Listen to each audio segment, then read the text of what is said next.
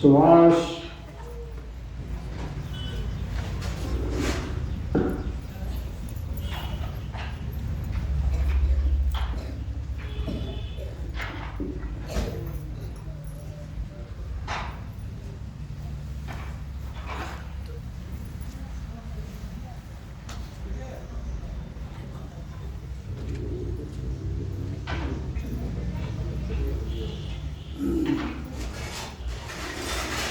प्रेम माने पहला भाग, आरत वाले दूसरा भाग, शब्द 22।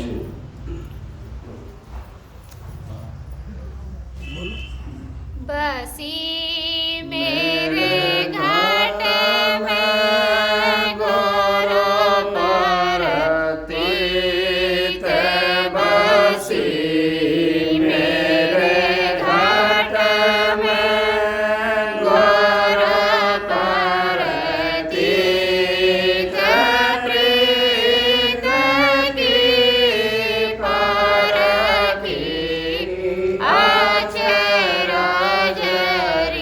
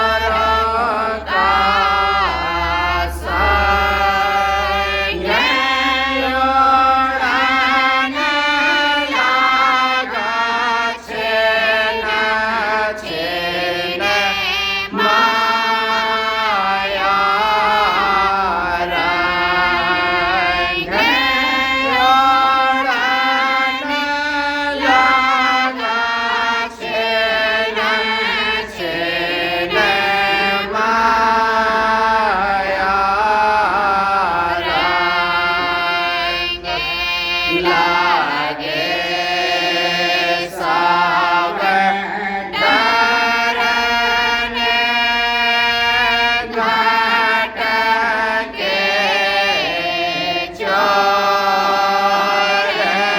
लागे साव डरने घाट के चोर थाका पेर काले करम काजो रे थाका पेर काले करम काजो रे मेहर बिन नहीं होवे निर्मल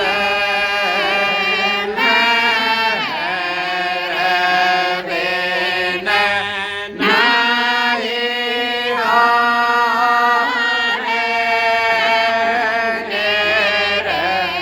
निर्मल करे कोई सत संग नित चल चल करे कोई सत संग नित चल चल गुरु ने मेरा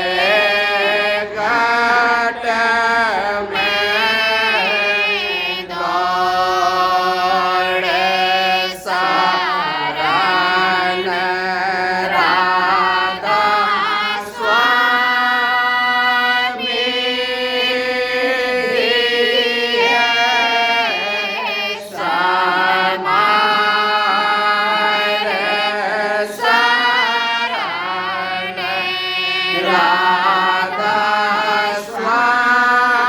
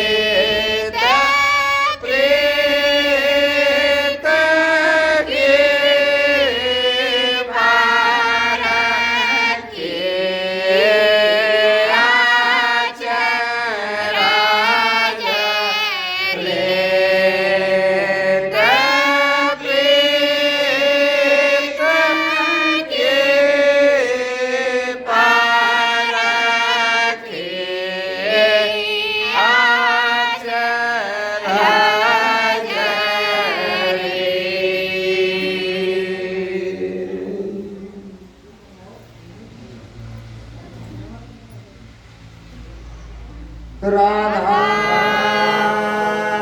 स्वामी।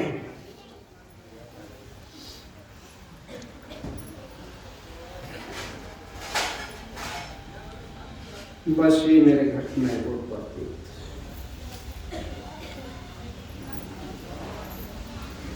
प्रीत पहले होती है, प्रतीत बाद में होती है। जो जीव अपने सद्गुरु से प्रीत करते हैं तो उन पर प्रतीत की दया होती है। नाम गुर लागा प्यारा, सुरत और शब्द जोग धारा। गुरु का जो नाम होता है बड़ा प्रिय, जो नाम बख्शिश करते हैं वो ऐसे नाम हैं, उनमें कुछ ऐसे नाम हैं प्रारंभ में जिनको संसार लेता तो है, लेकिन उन नामों को ध्याता नहीं। संसार के इन नामों से निकलते हुए हम परलोक के उन नामों तक सिमटते हैं, अपनी रसाई चढ़ाई को बढ़ाते हैं। ये सब कुछ सद्गुरु की दया मौज पर आधारित होता है। लेकिन जब प्रीत जिस जीव की होती है अपने सद्गुरु से उन पर वह दयामय आलोक दृष्टि डालते हैं और उनकी सूरत को इतना हल्का कर देते हैं कि वो सूरत फिर ओढ़ना शुरू कर देती है। तो गुरु के जो नाम हैं वो प्रिय इसलिए भी लगते हैं कि संसार के नामों से गुजरना पड़ता है। फिर सूरत और शब्द दोनों जोग धारण कर लेते हैं। सूरत शब्द को पकड़ती है, शब्द और सूरत जब दोनों मिल जाते हैं तो ये फिर विमान का काम करते हैं। तो विमान जिस तरीके से आकाश में उड़ता है वैसे ही फिर ये सूरत उड़ना शुरू कर देती है। शब्द में फरमाया है कि सूरत शब्द दो अनुभव रूपा, तू तो पड़ा भरम के रूपा। ये सूरत और शब्द दोनों अनुभव की चीजें, अनुभव की बात। ये अज्ञानता ही जीवों की नहीं निकलती है और किसी ऐसे को गुरु धारण कर लेते हैं कि वो कोई नाम बता देता है और उस नाम को वो रटता शुरू कर देता है। जैसे किसी को कह दिया हरिओम, कहते रहो हरिओम हरिओम। किसी को कह दिया हरे कृष्णा या हरे राम कहते रहो। ये नाम तुम्हें पार करेगा, ये नाम पार नहीं करेगा। नाम वह है जो महापुरुषों का कमाया हुआ होता है और उनके मुखार बिंद से निकलता है और हमको मिलता है। उनका फरमाया हुआ, उनका कमाया हुआ जो नाम होता है वो हमको मिलता है, तब हम उस नाम रूपी नौका पर सवार होकर के इस किनारे से उस किनारे पहुंच पाते हैं। जिनको ये नाम नहीं मिला नौका रूपी, तो वो इस किनारे पर तो खड़े हैं और सुमरन कर रहे हैं, किसी भी नाम का जाप कर रहे हैं, लेकिन वो उस किनारे नहीं पहुंच रहे। क्यों नहीं पहुंच रहे हैं? कि बिन देखे बिन तरस परस बिन नाम लिए क्या होय, और धन धन कहे धनी जो हो तो निर्धन रहे ना कोई।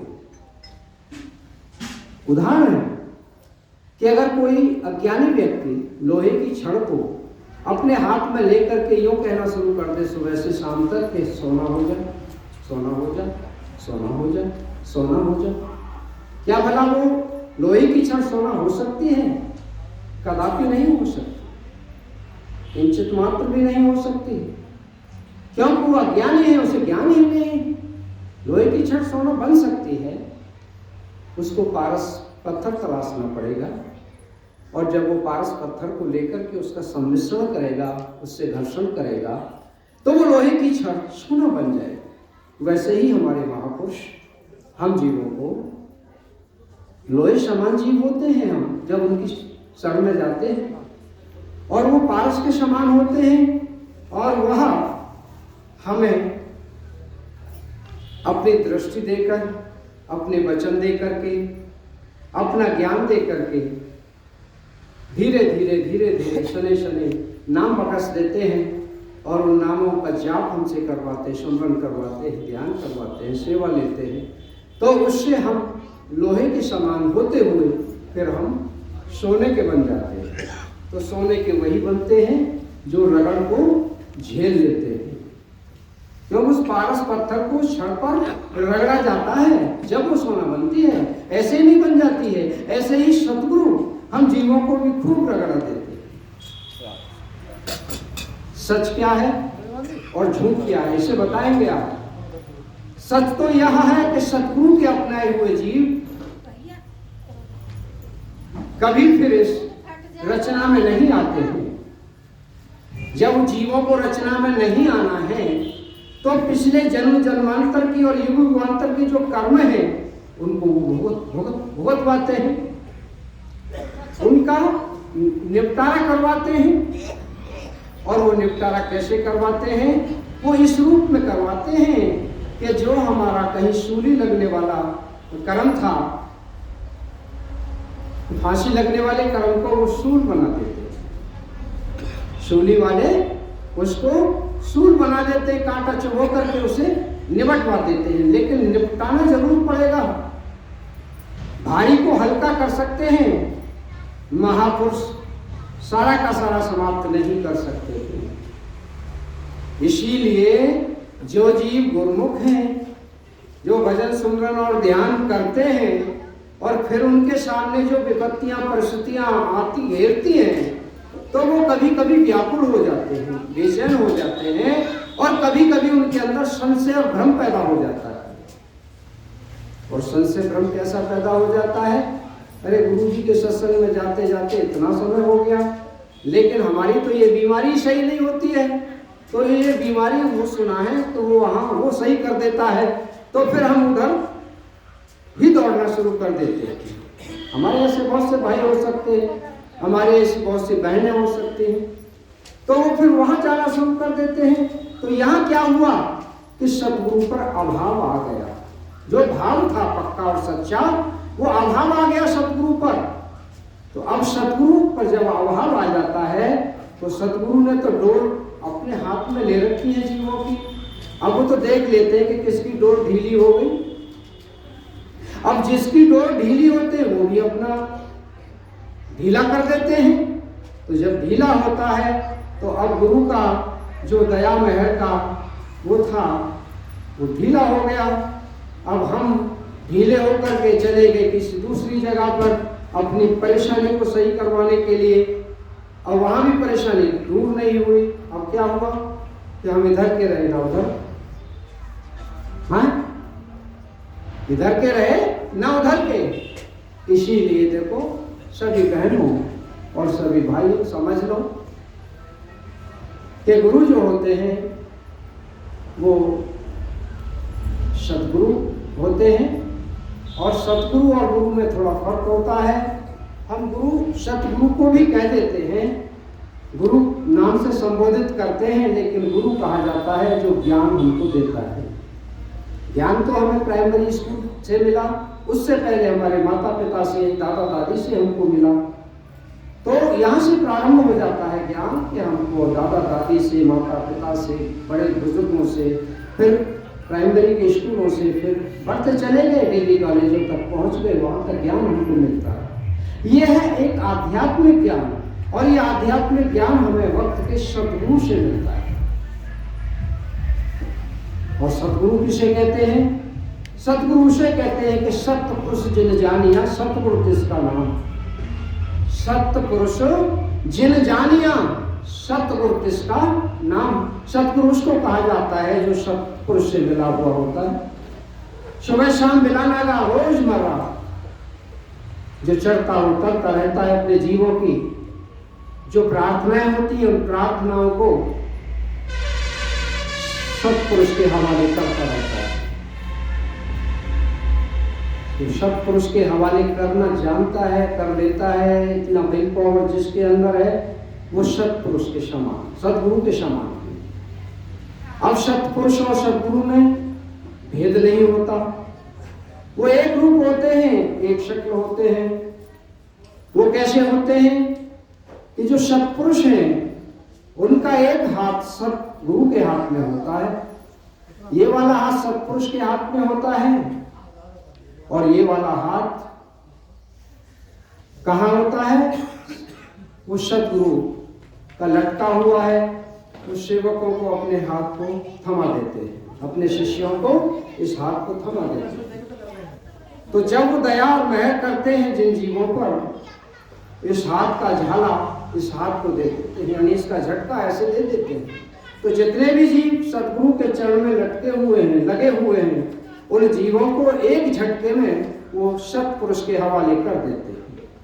इसीलिए हमें खबरदार रहने की जरूरत है, सावधान रहने की जरूरत है, सजग रहने की जरूरत है। हमको काल बहकाता है, काल बार बार किसी भी रूप में आकर के हमको छलने की कोशिश करता है, और जीव जो ग्रुप में उसके में आ जाते हैं उन्हीं को बहा देता है। तो सतगुरु का भी मैंने रूप बताया कि सत्पुरुष जिन जानिया, सतगुरु किसका नाम। तो हम सत्पुरुष को पाना चाहते हैं तो वो सतगुरु के माध्यम से ही प्राप्त कर सकते हैं, पा सकते हैं। इसीलिए नितांत आवश्यक होता है समय का सतगुरु। और सतगुरु एक बार ही प्राप्त किया जाता है, सतगुरु बार बार प्राप्त नहीं किए जाते हैं और ना सतगुरु बार बार होते हैं। महापुरुषों का ही मानना है कि सिंह दहन सतगुरु गहन केला फल एक बार। सिंह दहन सतगुरु गहन केला फल एक बार, तिरिया तेल हमीर हट चढ़े न दूजी बार। दोहराते हैं, सिंह दहन सिंह की दहाड़ एक बार होती है, सतगुरु गहन सतगुरु का ग्रहण करना एक बार होता है, केले पर फल एक बार लगता है, तिरिया पर तेल एक बार ही चढ़ता है और राजा की हट बार बार नहीं हुआ करती। तो ये सिद्धांत की बातें हैं, इनको अमल में लाने की आवश्यकता है। और तुलसी साहब कहते हैं एक भरोसा एक हित। वो एक की तरफ इशारा करते हैं कि एक भरोसा एक हित, एक आस विश्वास, एक राम घनश्याम चित चातक तुलसीदास, ऐसा तुलसीदास जी ने भी फरमाया। तो वह जीव अभागे होते हैं, अज्ञानी होते हैं, या वो काल के शिकंजे में आकर के रपट जाते हैं और दुख उठाते हैं। तो शब्द की तरफ चलते हैं। शब्द में फरमाया है आगे कि तजी जग अविनाशा सारी, भोग जग लागे सब खारी। कि जब जीव को नाम मिल जाता है तो नाम की ताकत को पा करके फिर संसार की जो भी अभिलाषाएं होती हैं वो सारी की सारी धीरे धीरे आप ही आप छूटना शुरू हो जाती हैं, हटना शुरू हो जाती हैं। और जो सांसारिक भोग होते हैं, वासनाएं होती हैं, उनसे भी निवृत्ति होना शुरू हो जाती है, वो खारे लगने शुरू हो जाते हैं। और क्या होता है कि दई सब माया ममता छोड़ लिया मन गुरु चरणन में जो, कि फिर धीरे धीरे जीव का माया और ममता भी छूटना शुरू हो जाता है और फिर मन गुरु के चरणों में जुड़ना शुरू हो जाता है। तो वचन गुरु सुनत हुआ मन लीन, कर्म और भरम हुए सब छीन। वचन सुन करके गुरुओं के मन भी लीन हो जाता है और इस मन को ही लीन करना है, क्योंकि ये मन तो संसार में फैला हुआ है, रागों तमाशों में फंसा हुआ है। आप देखते ही हैं कि भीड़ कहाँ मिलती है? भीड़ मिलती है साग सब्जी वालों के यहाँ, बहुत ज्यादा भीड़ होती है साग सब्जी वालों के यहाँ। और जौहरी के यहाँ दो एक आध लोग बैठे हुए होते हैं। तो ये जो भीड़ है वो मेला का रूप हो जाता है, मेला और तमाशा। तो लोग मेला और तमाशा में फंस जाते हैं। मेला तमाशे से तो हमारे सतगुरु हमें निकालते हैं, और बहुत से जीव ऐसे होते हैं कि निकलने के बाद में फिर उसमें फंसते हैं। तो ये जीवों की अपनी अज्ञानता होती है और इस अज्ञानता को अपने विवेक से ही दूर कर सकते हैं वही जीव जो सतगुरु पर सच्चा पक्का भाव और विश्वास नहीं लाते हैं, वही ऐसी धारों से रपटते हैं। तो गुरु के वचनों को सुनकर के मन को लीन करना है। फिर क्या होगा? कर्म और भरम हुए सब छीन। गाया करूंगा अभी नहीं, बड़े हो गए। तो वचन गुरु के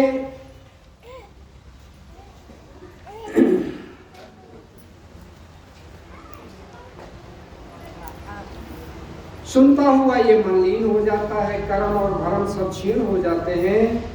तो जब हम अपने मन को उनके वचनों में लगाते हैं और वचनों का पालन करते हैं तभी हमारा मन लगता है, वरना ये मन नहीं लगता है। तो इस मन को साधने के लिए देखो बहुत से लोगों ने तो व्रत रखे, मन नहीं सदा। बहुत से लोगों ने तीर्थ यात्राएं की, मन नहीं सदा। बहुत से लोगों ने जप और तप किए, ये मन नहीं सदा, यानी काबू में नहीं आया। तो इस मन को साधने के लिए और काबू में करने के लिए हमारे महापुरुषों ने सूरज शब्द योग अभ्यास जारी किया, और इस सूरज शब्द योग अभ्यास के द्वारा हमारा ये मन फिर उस सूरत का साथ देना शुरू कर देता है। और सूरत को भी इसे मनाना पड़ता है मन को। जब तक सूरत हमारे मन को नहीं मनाएगी तब तक भी मन ये सूरत का साथ नहीं देगा। स्वामी जी महाराज ने शब्द में फरमाया है, मन रे मान बचन एक मेरा। सूरत कहती है मन से कि मन रे मान बचन एक मेरा, हम तुम दोनों चढ़े अधर में जाकर बसे पहाड़ सुमेरा, और तुम वहां है ना राज कमाना, हम पहुंचे जहां राधा स्वामी डेरा। मन रे मान बचन एक मेरा। तो सूरत ऐसी मनौती करती है अपने मन से, मन को मनाती है। हमें और आपको भी अपने मन को साथ लेने की जरूरत है। बहुत से भाई बहन जो ये कहते हैं कि हमारा तो कोई शब्द अभी खुल नहीं रहा है, वो उनके नहीं खुलते हैं जो मन चित्त बुद्धि से एकाग्रचित नहीं हो पाते हैं और आंतरिक गरुड़ को नहीं जगा पाते हैं। अंत्याकरण के ये अंग है। जब तक हम अंत्याकरण में, बाह्य करण से अंत्याकरण में नहीं आएंगे तब तक हम अंतर में न शब्दों को सुन पाएंगे और न उस प्रकाश को देख पाएंगे, यानी स्वरूप को देख पाएंगे, और ना ही वो नाम हमारा खुलेगा। तो इसीलिए इसकी सरल सा एक चाबी है कि हमें अपने मन को अपने साथ लेना होता है, और चित्त को भी लगाना पड़ता है और बुद्धि को भी लगाना पड़ता है। जब बुद्धि को, मन को और चित्त को ले लेते हैं तो आंतरिक गरुड़ भी जगाना पड़ता है। ये तो अंत्याकरण का एक पहला अंग है। यहाँ पर बैठक लगती है सूरत की, और सूरत यहाँ से मन को साथ लेकर के आगे बढ़ती है। यहाँ से आगे सफर तय होता है। तो ऐसा हम नहीं कर पाते हैं। नामों का सुमरन हम कर रहे हैं, नामों के सुमरन करते करते हमारा चित्त कहीं चला जाता है, और चित्त को कौन ले जाता है? मन ले जाता है। मन नहीं है जहां सुमरन कर रहे हैं, चित्त के संग है, और चित्त चला गया हमारा रिश्तेदारी में या किसी दोस्त के पास या अपने काम धंधे में। बस हम सुमरन तो कर रहे हैं लेकिन वो सुमरन नहीं हो रहा है। हालांकि वो लगता है, ऐसा नहीं है कि वो अकारण चला जाता है, नहीं, वो भी, उसका भी फल मिलता है, लेकिन सच्चा फल तब मिलता है और सच्चा मार्ग हमारा तब खुलता है जब हम मन से, चित्त से और बुद्धि से एकाग्रचित होकर के नामों का सुमरन करते हैं और उन निशानों पर अपनी तवज्जो जमाते हैं, मुतवज्जह होकर के, जो निशाने हमको हमारे सतगुरु वक्त ने उपदेश के समय हमको दिए थे। तो ऐसा हमको करना बहुत जरूरी है। देखो, संसार के रागों तमाशों में हमारा जीवन व्यतीत बहुत हो चुका या बहुत हो जाता है। अब हमको छोड़ देने चाहिए सारे के सारे, और जो वक्त आया है, जो वक्त अब हमारा है, वो भजन सुमरन और ध्यान करने का। ये उन लोगों के लिए नहीं, उन जीवों के लिए नहीं है जो अधेड़ावस्था पर आ चुके हैं या वृद्धावस्था में आ चुके हैं, नहीं, जो बच्चे हैं, जो समझ रहे हैं इस बात को, उनके लिए भी है, जो जवान है उनके लिए भी है, और जो अधेड़ है उनके लिए भी। और वृद्धों को तो हम कहें, उन्होंने तो अपना बहुत सारा जीवन खो दिया, इसीलिए उन वृद्धों को तो बिल्कुल सारी माया को तज देना चाहिए, मोह और ममता को त्याग देना चाहिए, और उन्हें केवल सिमरन और ध्यान पर अड़े हो जाना चाहिए। जो बटुआ है वो दे देना चाहिए बहू बेटे को, जो चाबी है, गुच्छा चाबी का, वो भी बहू बेटों को दे देना चाहिए। तभी ये भजन सुमरन और ध्यान हो सकता है, वरना नहीं हो सकता है। कोई कितना ही कोशिश कर ले, तो जितना हम इनका तिरस्कार करेंगे, इनसे दूर हटेंगे, उतना ही हम आगे आध्यात्मिकता में बढ़ सकते हैं। वरना ये आध्यात्मिकता टांग पकड़ करके खींचता है, संसार आध्यात्मिकता में ऊपर उठने नहीं देता है। इसीलिए ये काम और क्रोध और लोभ और मोह और अहंकार, ये जो पांचों दूत हैं, शत्रु हैं हमारे, जिनको हमने मित्र समझ लिया है, इनसे हमें सने सने अलग होना पड़ेगा, दूर हटना पड़ेगा। क्योंकि जब हम संसार में आए तो आहिस्ता आहिस्ता ही उतरे, और आहिस्ता आहिस्ता उतर करके फिर हम इनमें फंसे, जो हमारे काम, क्रोध, लोभ, मोह और अहंकार हैं। तो ये आहिस्ता ही आहिस्ता उठने पर हमसे दूर होंगे। तो हमें उठना शुरू कर देना चाहिए, अपने स्तर से ऊपर उठना है। ऊपर हम कब उठ सकते हैं? जब उठ सकते हैं। देखो, सबसे बड़ा ज्ञान साहिब कबीर से हमको मिलता है कि सांच बराबर तप नहीं और झूठ बराबर पाप। जाके हृदय सांच है, ताके हृदय। क्या है ये? हम अपने जीवन में झूठ बहुत बोलते हैं। सबसे बड़ा दुश्मन तो हमारा यही। हम झूठ क्यों बोलते हैं? हम झूठ किसके लिए बोलते हैं? झूठ हमें नहीं बोलना चाहिए, हमको सच बोलना चाहिए, क्योंकि हम सच्चे मार्ग पर चलना शुरू कर रहे हैं। तो जो हमारा झूठ था वो हमें पीछे कूड़े के ढेर पर छोड़ देना चाहिए और सत्य को हमें आगे ले आना चाहिए। जो ऐसे विचार पर अड़ग हो जाते हैं, टिक जाते हैं, वह जीव सही होकर के इस मार्ग पर सहजता से चलना शुरू कर देते हैं। तो मेरा सभी भाई और बहनों से यही आग्रह है कि आपके अंदर की जो बुराइयां हैं पहले उन्हें निकालो, बाद में अंतर के प्रकाश देखना और उन झलकों को देखना। जैसा कि यहाँ कहा जाता है आ करके कि हमको तो ये और हमको तो वो, तो अभी तो सत्संग में बैठने के लायक ही हम हुए हैं, ऐसा मान करके हमें चलना चाहिए कि अभी तो प्राइमरी पाठशाला में हमने अपना दाखिला लिया है, अभी तो हम पहले बैठने का ढंग सीख लें, और बैठने का ढंग जब सीख जाएं तो फिर सुनने का ढंग सीख लें, और सुनने का ढंग जब हमको आ जाए तो उसे उतारने का, अपने जहन में उतारने का ढंग सीख लें, और जब जहन में उतर जाए तो उस पर चलना तब सीखें। जब चलना शुरू करें तो जो इस क्रिया को करते हुए चलना शुरू करते हैं उनके लिए मार्ग स्टेप बाय स्टेप इतना इजी हो जाता है कि जैसे कि एक तो व्यक्ति सीढ़ी से चढ़ता है दूसरी तीसरी मंजिल को, और एक व्यक्ति बस लिफ्ट में घुसता बटन दबाता है और उस स्टेप बाय से पहले पहुंच जाता है। तो ऐसे बनो कि जो लिफ्ट के द्वारा पहुंच सको, ऐसे मत बनो कि सीढ़ियों पर 4 सीढ़ियां चढ़े और 4 सीढ़ियां चढ़ के फिर 2 सीढ़ियां उतर आए, फिर 2 सीढ़ियां चढ़े और फिर 4 सीढ़ियां नीचे आ गए। तो इस प्रकार से चढ़ना नहीं होता है। चढ़ना उनका होता है जो ये मान करके चलते हैं, जैसे धनवान धन से प्यार करता है और वो 99 रुपए होने के बाद में फिर 1 रुपए को तलाश करता है कि ये कैसे 100 हो जाए।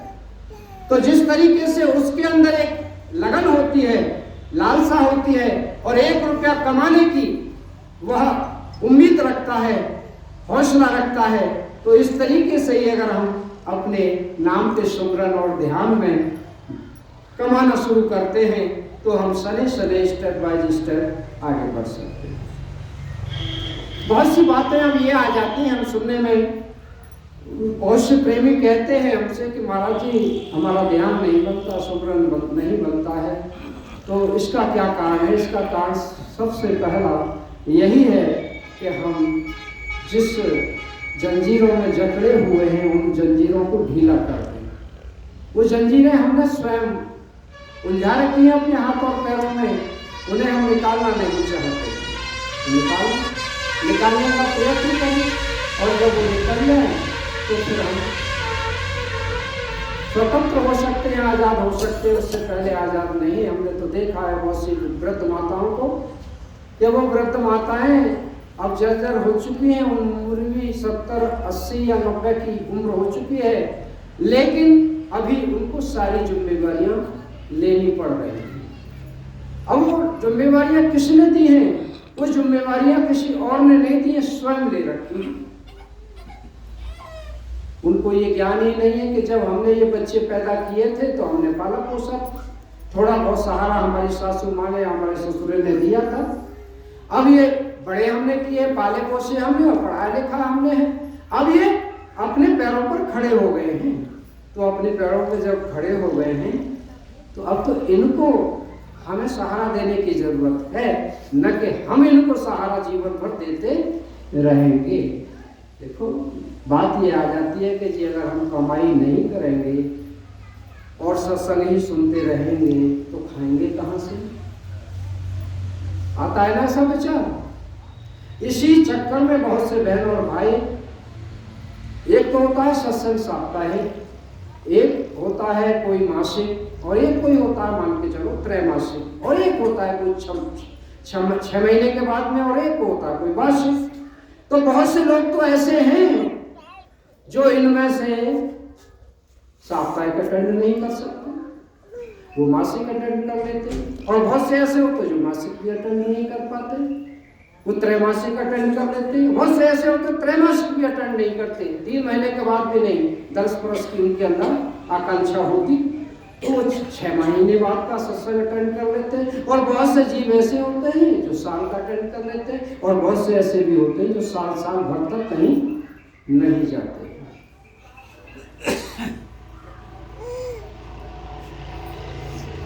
तो ऐसा नहीं होना चाहिए हमको। क्यों नहीं होना चाहिए? इसलिए नहीं होना चाहिए कि हम प्रकृति से हटते जा रहे हैं।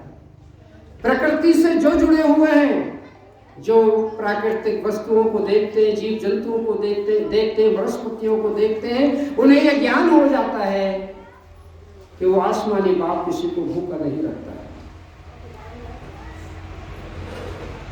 बता दो, जिसने भी जन्म लिया है वो भूखा रहता है? फुटपाथ पर रहने वाला व्यक्ति भी अपना पेट भर लेता है। और ये जो परिंदे होते हैं, इन परिंदों के ना तो कोई खेत खलियान है और ना ही कोई बैंक बैलेंस से कोई अकाउंट नहीं खुला हुआ इनका, जो उसमें से निकाल करके खाते हैं। लेकिन आसमानी बाप उनको भी जीवन देता है और वो भी जीते हैं। जिनको ज्यादा खाने की आदत है, ज्यादा इकट्ठा करने की आदत है, वह लोग दिन और रात एक करते हैं और सत्संग को छोड़ देते हैं, भंडारे को छोड़ देते हैं, गुरु के दरस से दूर होते चले जाते हैं।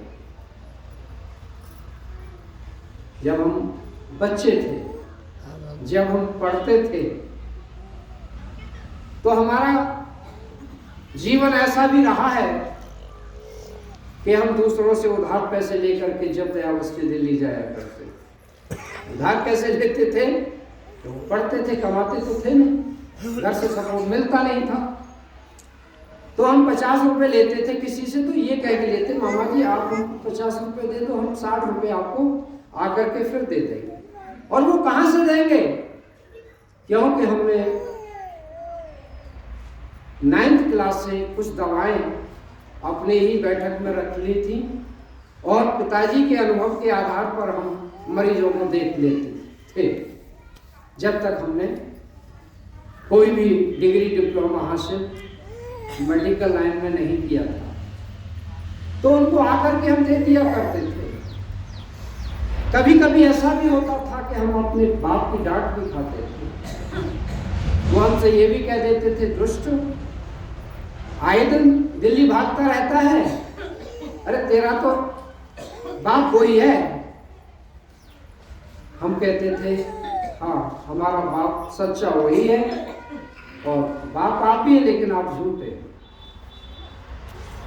परवाह नहीं थी, चलते रहे, पढ़ते रहे। और टांग खींचने में हमारे पारिवारिक सदस्यों ने किसी ने कभी नहीं छोड़ी, XYZ, एक औलाद को छोड़कर। तो कहने का अभिप्राय यह है कि इस मार्ग पर चलने वालों को घोर कठिनाइयों का सामना करना पड़ता है और कोई भी पद ऐसे ही नहीं मिल जाता है। एक इंजीनियर किसी कुर्सी पर इंजीनियर बनकर के ऐसे नहीं बैठ जाता है, उसे डिग्री और डिप्लोमा और डिग्री करने पड़ते हैं। बीटेक करेगा, एमटेक करेगा, जब वो इंजीनियर बनकर के किसी कुर्सी पर बैठेगा। लॉयर लॉ करके बैठेगा अपनी कुर्सी पर, जज उसे भी परीक्षा पास करनी पड़ती है जब वो जज की कुर्सी पर बैठता है। एक अध्यापक भी अपना बीएड करने के बाद टेट, सुपर टेट या सीटेट जो भी कुछ करता है, तब कहीं जाकर के एक अध्यापक बन पाता है। तो वैसे ही हमें समझ लेने की जरूरत है कि जिन्होंने भी ऊंचाइयों को छुआ है तो उन्होंने घोर मेहनत की है और घोर मेहनत का ये फल जीवों को मिलता है।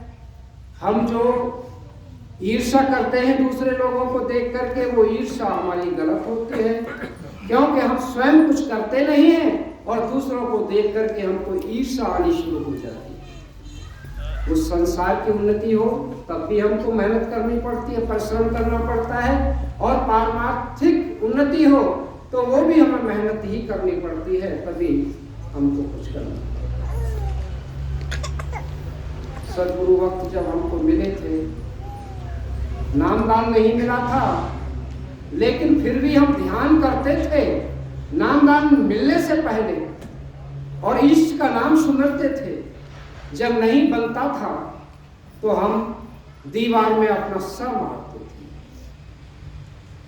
पिताजी हमारे ऊपर के कमरे में सो रहे होते थे, हमको कहते थे दुष्ट सोने देगा या नहीं सोने देगा। ये तपस्या है, ये कर्म है, हमने परवाह नहीं की।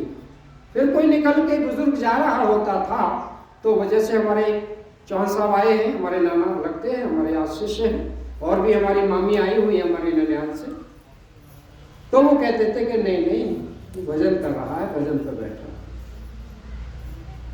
तो कहने का अभिप्राय यह है, स्वामी जी महाराज ने साफ फरमाया है कि अगर लोक को पाना चाहते हो, परलोक को पाना चाहते हो तो लोक को छोड़ना पड़ेगा। अगर तुम ये कहो कि हम लोक को भी ना छोड़े, लोक की जेठ भरे पड़े रहे और परलोक को पाले, नहीं मिलेगा, नहीं मिलेगा, नहीं मिलेगा। उनको तो मिल जाता है जो दोनों को थाम लेते हैं, लोक को और परलोक। दो ही घोड़ा वो चढ़े जिनकी करनी सार, एक अन को थामत फिरे, एक अन पर अश्वार। जो लोक को संतुलन में रखते हैं और परलोक को भी संतुलन में रखते हैं। मालिक ने तराजू हमारे हाथ में दी है, पौधा जो है वो हमारे हाथ में तराजू का, और तराजू पे दो पलड़े हैं, एक में लोक है, एक में परलोक है। हमारे मालिक ने तो हमसे यही कहा था नाम देते टाइम, बेटे लोक और परलोक दोनों ऊपर नीचे ना हो, तुम्हें दोनों लेके चलना है। उनके वचन का पालन हमने किया है, करने की कोशिश आगे भी कर रहे हैं। तो जो महापुरुष हुए हैं, जो संत जन हुए हैं, जिन्होंने संत की पदवी को पाया है, उन्होंने लोक और परलोक दोनों को समन्वित करके चले। क्योंकि ये गृहस्थी से जुड़ा हुआ विचार है, आध्यात्मिक विषय, आध्यात्मिक मार्ग, ये गृहस्थी से ही निकलता है, गृहस्थी में ही चलता है। ये मार्ग वो है नहीं है कि हम अपने बाल बच्चों को छोड़ करके जंगलों में चले जाएं, कपड़े रंग लें, सिलवट कर लें। ये मार्ग वो नहीं है। ये मार्ग तो कहता है कि परमात्मा ने जिस हाल में तुम्हें भेजा है, जिस रूप में और रंग में तुम्हें भेजा है, जिस जाति और वर्ण में तुम्हें भेजा है, उसमें रहते हुए परमात्मा को याद करो।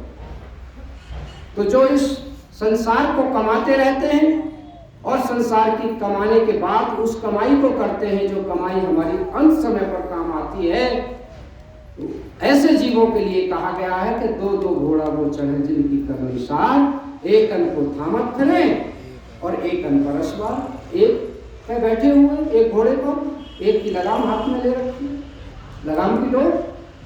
तो ऐसे सद करके हम अपने इस लोक को भी और परलोक को भी, दोनों को कमा सकते हैं और दोनों का आनंद ले सकते हैं।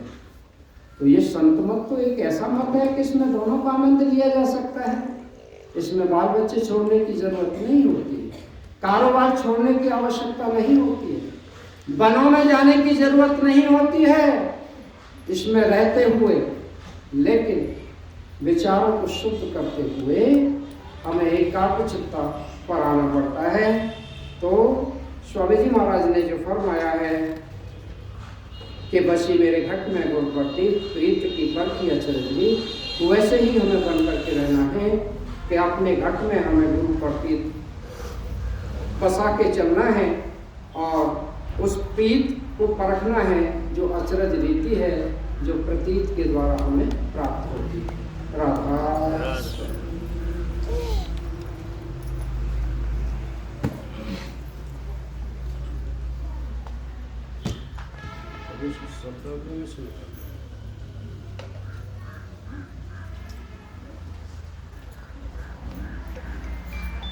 वैसे मुझे आज बहुत आनंद आ